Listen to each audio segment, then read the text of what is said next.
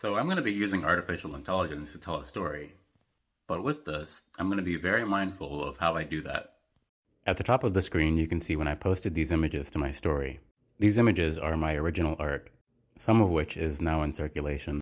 Others I will release when it's the right time, and others I will sell. The point of this structure is to describe a relationship to time.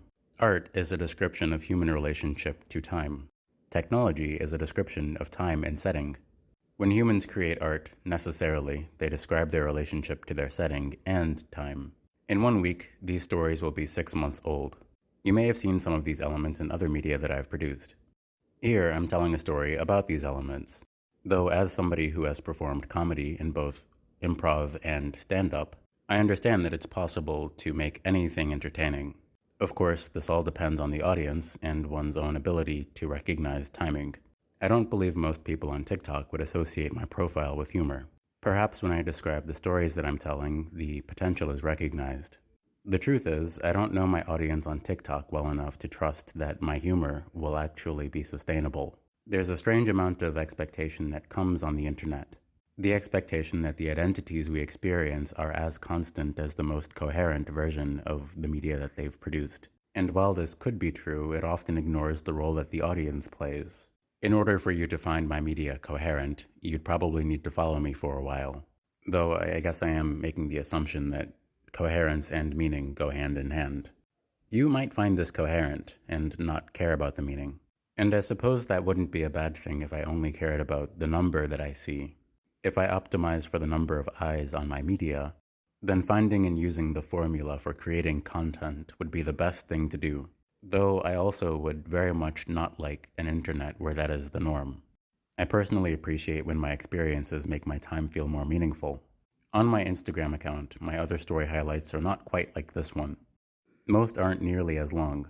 I generally present one facet per slide. Here, I'm telling a story with, I believe, 50 or so images. Though with that, I'm not sure if it's meaningful to say one image per slide, because my art style is generally full of collages. This video is about halfway over. I would imagine that most people have stopped watching. That isn't something that I mind because my goal is to exist in sustainable ecosystems. I understand that the people who finish this video are more likely to consistently exist in my world. The contents of this video are relatively dense, and I'm intentionally not describing them entirely. If you're the type to only focus on aesthetics, you can enjoy looking at the images that you like. But I started this video describing how I was going to use artificial intelligence to tell stories. So far in the production of this video, I am unaware of where or if I've used artificial intelligence.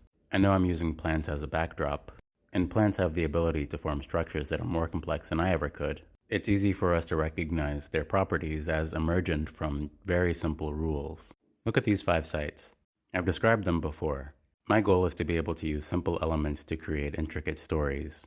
And I believe these stories can be at least as complex as vegetation. In the 6 months since I've posted these stories, I've thought of several hundred ideas, probably thousands.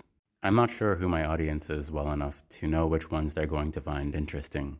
To a certain extent, I kind of just need to choose one and roll with it. I know that I can only really focus on a few things at one time, so the few things that I'm going to focus on are continuing to hone my style and telling a story with the elements that I've already created.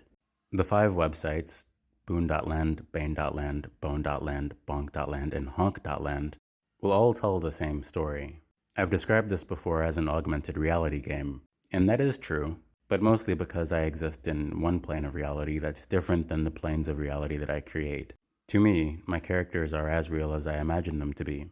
If I assume their personalities develop as an emergent property, fundamentally I won't know how they experience the world. People who own my art can contribute to the telling of this story. As I improvise telling this story, I'll be reflecting on which elements make the most sense. This image has a screenshot of ChatGPT. Selling original art and improvising stories around it will always be more interesting than generating a story. And while I could use some elements to generate characters, most people would only care about them if they clearly related to an ecosystem. I synchronized the story to music and then posted it as a reel. If people only cared about music and aesthetics, they could get 30 seconds of entertainment from this video and walk away feeling pretty much the same as they did before. But is that interesting?